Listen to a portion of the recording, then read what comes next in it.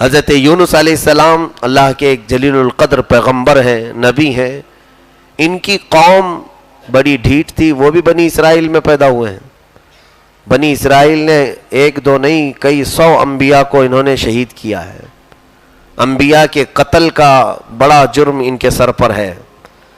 تو حضرت یونس علیہ السلام اپنی قوم کو سمجھاتے رہے، نصیحت کرتے رہے، لیکن ان کی قوم نہ مانی.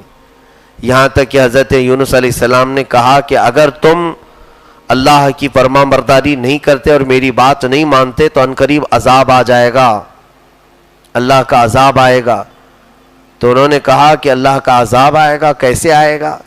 تو یونس علیہ السلام دل برداشتہ ہو گئے اپنی قوم سے، کہا کہ میں تم سب کو چھوڑ کر نکل رہا ہوں. یہاں پر مسئلہ یہ تھا کہ حضرت یونس علیہ السلام نے اللہ تبارک و تعالیٰ کے حکم کا انتظار نہیں فرمایا. ابھی اللہ رب العزت نے ان کی قوم کے متعلق کوئی حکم نازل نہیں فرمایا. اس سے پہلے حضرت یونس علیہ السلام اپنی بستی چھوڑ کر نکل گئے. اور ان کی قوم کا کیا ہوا؟ ان کی قوم نے دیکھا کہ ابر چھا گیا ہے صبح صبح، اور بدلیاں جو پہلے کی قوموں پر عذابات آتے تھے، بہت تیز کالا ابر آسمان پر، اب برسے گا تو آگ ہی برسے گا. تو یہ جب ابر جمع ہونا شروع ہوا تو پوری قوم ایک جگہ پر جمع ہوئی اور سچے دل سے ان لوگوں نے توبہ کرنا شروع کیا اور استغفار کیا اور کہا اے رب ہم تیرے نبی یونس کو ڈھونڈ رہے ہیں، کاش اگر وہ ہوتے تو ہم سب ان کے اوپر ایمان لاتے. مولا تو ہم سب کو معاف کر، تیرے بھیجے ہوئے رسول تیرے بھیجے ہوئے نبی پر ہم ایمان لاتے ہیں. تو انہوں نے ایمان بھی قبول کیا اور استغفار بھی کیا. رب تعالیٰ فرماتا ہے لما آمنوا کشفنا عنہم عذاب الخزی فی الحیات الدنیا، جب وہ ایمان لائے تو ہم نے عذاب ان سے ہٹا لیا. اس قوم پر پھر اللہ تعالیٰ نے عذاب نہیں کیا. اور قرآن کی ایک آیت ہے وما کان اللہ لیعذبہم وانت فیہم وما کان اللہ معذبہم وہم یستغفرون. اللہ تعالیٰ اس وقت تک کسی قوم کو عذاب نہیں نازل کرتا جب تک اس قوم میں استغفار پڑھنے والے لوگ ہوتے. استغفر اللہ ربی من کل ذنب واتوب، کثرت سے پڑھو. جب تک لوگ توبہ کرتے رہتے ہیں، استغفار کرتے رہتے ہیں، اللہ کا عذاب نہیں آئے گا.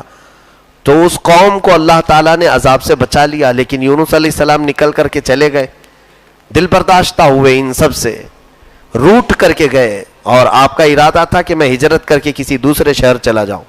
تو آپ اپنے وطن سے، نینوا آپ کا وطن تھا، وہاں سے نکل کر کے آپ کشتی میں بیٹھے.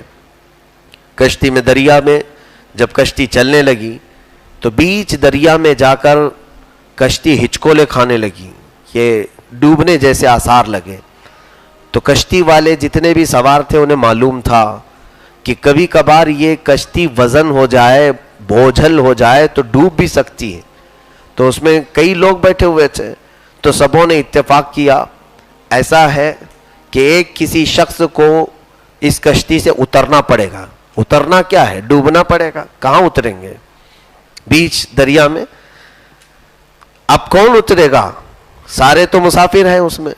تو سب کے درمیان اتفاق یہ ہوا کہ سب کے ناموں کی ایک چٹھی اٹھاتے ہیں، قرآن اندازی کرتے ہیں، جس کا نام نکلے گا اسے اٹھا کر پانی میں ڈال دیا جائے، کیونکہ ایک کم ہوگا تو باقی پورے بچ جائیں گے. کشتی ہلکی ہو جائے گی اور نکل پڑے گی.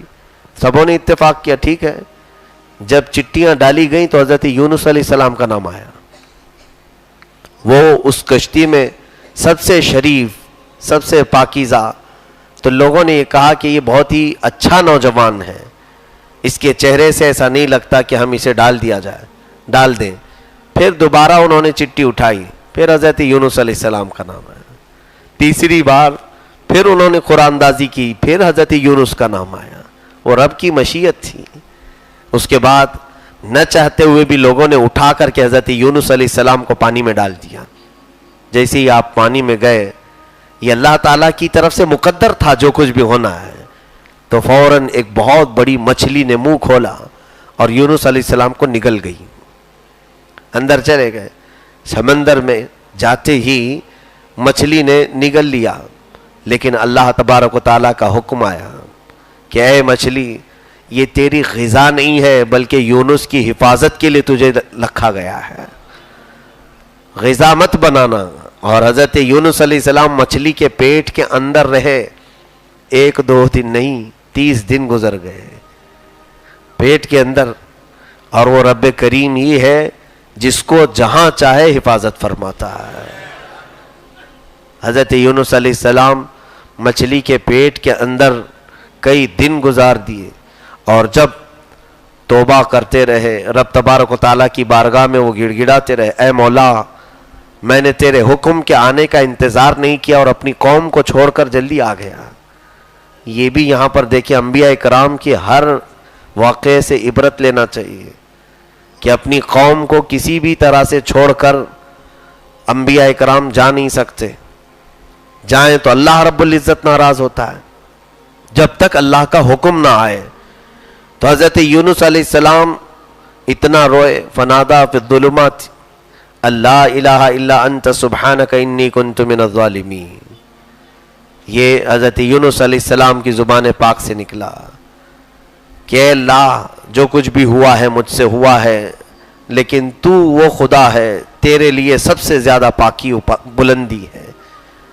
تو اللہ رب العزت پھر حضرت یونس علیہ السلام کو اس مچھلی کے پیٹ سے آزاد فرماتا ہے. مچھلی دریا کے کنارے آئی اور اپنا منہ کھول کر اگل دیا. یونس علیہ السلام اسی طرح صحیح سلامت باہر آئے جیسے گئے, لیکن اتنا تھا کہ آپ نہایت ہی نحیف کمزور ہو گئے تھے, جسم پر کئی دن نہ کھانے کے آثار تھے, اور پانی کی وجہ سے جسم جو ہے نرم ہو گیا تھا. اللہ رب العزت نے اسی وقت ان کے لیے ایک درخت پیدا فرمایا. اس درخت میں خوبصورت انار, اور اس کے پھل کھاتے ہی یونس علیہ السلام کو پہلے سے بہتر صحت عطا کی گئی. پھر یونس علیہ السلام اپنی قوم میں واپس گئے ان کی رشد و ہدایت کے لیے. ان کی قوم نے بھی رو رو کر کے توبہ کی, اور پھر اللہ رب العزت کے اس رسول کا بڑا انہوں نے احترام کیا. اللہ رب العزت نے اس قوم کو دیگر دوسری قوموں میں بڑی فضیلت بھی بخشی. تو حضرت یونس علیہ السلام کی توبہ, ان کی قوم کی بھی توبہ, اس کی قبولیت کے واقعات آج کے سپارے میں ہم نے تلاوت کی ہے. بخاری شریف کی حدیث ہے, بنی اسرائیل کا وہ شخص جس نے 100 قتل کیے تھے اور توبہ کرنے کے لیے جا رہا تھا مقدس گھر کی طرف اللہ کے, بیچ راستے میں اس کا انتقال ہوا, بیچ راستے میں مر گیا. توبہ بھی کرنے کی توفیق نہیں ہو پائی.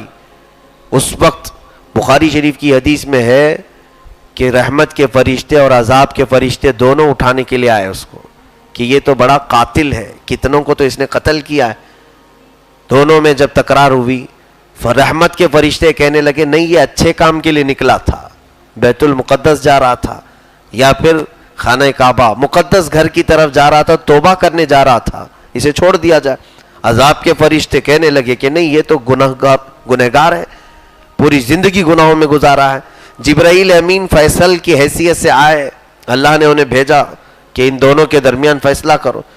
اور جبرائیل امین نے کیا کہا دونوں فرشتوں کو, زمین ناپ کر کے دیکھو جہاں سے یہ نکلا تھا اور مقدس گھر تک, کہ اگر یہ مقدس گھر سے قریب میں گرا ہے تو رحمت والے لے جائیں, اور اگر ابھی دور ہے گھر سے ہی قریب میں گر کر کے مرا ہے تو عذاب والے لے جائیں. دونوں فرشتوں نے ناپا تو برابر بیچ میں گرا تھا, آدھا ادھر آدھا ادھر. اب جبرائیل امین علیہ السلام بھی جو فیصل کی حیثیت سے آئے تھے وہ پیچھے ہٹ گئے. مولا اب تو فیصلہ فرما, اب تیرے حوالے ہے. رب تبارک و تعالیٰ نے فرمایا اے جبرائیل دیکھو مرا ہے گر کر کے تو منہ کس طرف کیا ہے, کس طرف چہرہ ہے اس کا. فرشتوں نے دیکھا اور کہا اللہ والوں کی ایک بستی قریب میں ہے, حدیث پاک میں اللہ والوں کی ایک بستی قریب میں ہے, اس بستی کی طرف اس کا منہ ہے. مولا نے فرمایا رحمت والے لے جاؤ. رحمت حق بہانا می جویت بہا نمی جویت, فارسی میں ہے اللہ کی رحمت معاف کرنے کے بہانے ڈھونڈتی ہے, وہ قیمت نہیں دیکھتی. میرے عزیزو جب رب تبارک و تعالیٰ خود فرما رہا ہے میرا بندہ میری طرف آئے میں اس کی بخشش کے لیے تیار ہوں, تو یہاں پر بندہ بڑھنا نہیں چاہتا, یہ افسوس کا مقام ہے. اور ایک بزرگ فرماتے ہیں رب تبارک و تعالیٰ زندگی میں ہمہ وقت تم سے صلح کرنا چاہتا ہے, فرماتا ہے کہ میرا بندہ مجھ سے صلح کر لے، جو کچھ بھی ہوا ہے وہ ایک بار آ کر مجھ سے صلح کر لے، پھر جب اس کی روح نکال لی جائے گی تب پھر اس سے صلح نہیں ہوگی، پھر جنگ ہوگی۔ اللہ تبارک و تعالیٰ جنگ کا اعلان فرماتا ہے۔ کس میں یہ جرأت ہے، کس میں یہ ہمت ہے کہ وہ مولا سے جنگ کرے گا؟ عزیزان گرامی، یہ تمام توبہ کے جو معاملات ہیں کثرت سے توبہ کر لیں، اور جب بھی گناہ ہو جائے، گناہ کس سے نہیں ہوتا، خطا کس سے نہیں ہوتی، لیکن گناہ ہونے کے بعد شیطان کا ایک سب سے بڑا حربہ کیا ہے جانتے ہیں آپ؟ شیطان دماغ میں یہ بات ڈالتا ہے، ارے یار تیرے سے بہت ہو گیا ہے، اتنے پاپ اتنے گناہ کرنے کے بعد اب کیا تیرا ہوگا، مسجد میں جا کر کون سا اچھا کام ہو جائے گا، اتنا ہو ہی گیا ہے تو چھوڑو اسی میں رہنے دو۔ شیطان تمہیں جری بناتا ہے، نیڈر بناتا ہے، اسی راستے پر قائم رکھنا چاہتا ہے۔ میرے عزیزوں، چاہے تم سے کچھ بھی ہو جائے، 100 قتل ہونے کے بعد بھی اگر بندہ اللہ کی بارگاہ کی طرف چلتا ہے تو مولا اس کے لیے دروازے کھولتا ہے۔ رب تبارک و تعالیٰ کو اس سے پہلے منا لو کہ پھر تمہاری قبروں میں جانے کے بعد معاملہ الگ ہو جائے گا، پھر وہ منانے والے دن نہیں ہوں گے بلکہ وہ فیصلے والے دن ہوں گے۔ پکڑے جانے سے پہلے ہی اگر اپنے تمام جرموں سے توبہ کر لیں، آزادی حاصل کر لیں، تو امید ہے کہ رب تبارک و تعالیٰ تمہیں معاف کرے گا۔